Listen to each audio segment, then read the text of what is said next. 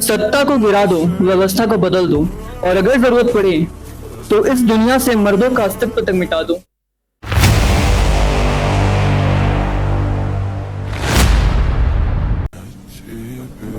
सत्ता को गिरा दो, व्यवस्था को बदल दो, और अगर जरूरत पड़े तो इस दुनिया से मर्दों का अस्तित्व तक मिटा दो, ताकि एक नई कहानी लिखी जा सके। सुन के अजीब लगा?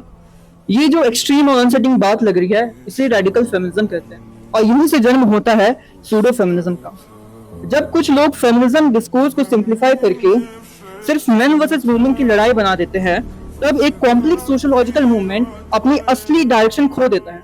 फेमिनिज्म का मूल उद्देश्य था पेट्रियार्की, यानी वो सामाजिक व्यवस्था जिसमें पावर और प्रिविलेज जेंडर के बेसिस पे डिवाइड होते थे, उसको चैलेंज करना, ना कि किसी एक जेंडर के अस्तित्व को मिटा देना। ऐसे नैरेटिव्स ना सिर्फ फेमिनिस्ट मूवमेंट को वीकेंड करते हैं, बल्कि पेट्रियार्की को रिइंफोर्स कर देते हैं। क्योंकि वो लोग जो कहने का ये मौका देते हैं कि फेमिनिज्म एक एक्सट्रीम आइडियोलॉजी है। इसलिए जरूरी ये है कि सबसे पहले हमें फेमिनिज्म और सूडो फेमिनिज्म के बीच का अंतर समझना होगा। असली फेमिनिज्म का जन्म होता है कि महिलाओं को बुनियादी अधिकार दिलाने के लिए, जहां उनको समानता का अधिकार, मत देने के अधिकार देने के लिए हुआ था। इसका उद्देश्य कभी भी पुरुष विरोध नहीं था, बल्कि अन्याय के खिलाफ संघर्ष था। ट्रू फेमिनिज्म का मतलब होता है इक्वालिटी, ना कि सुपीरियरिटी।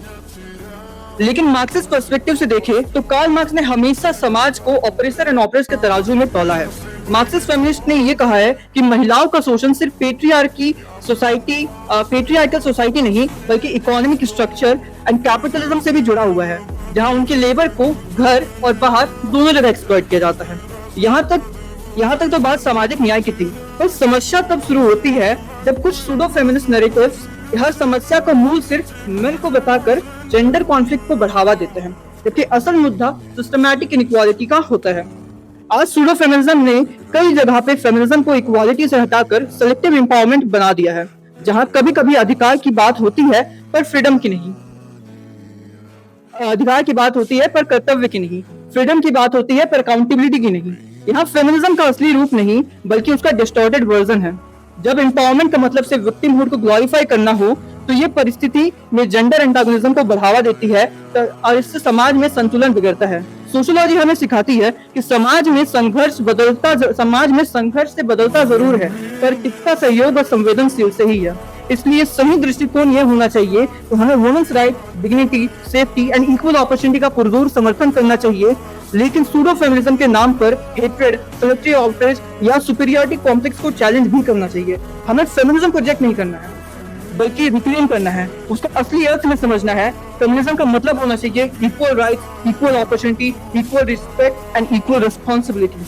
न पुरुष प्रधान समाज, न महिला प्रधान समाज, बल्कि एक न्याय प्रधान समाज।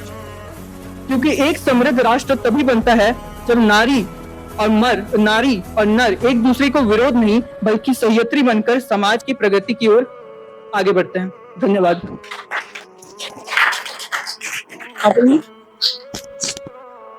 Yes.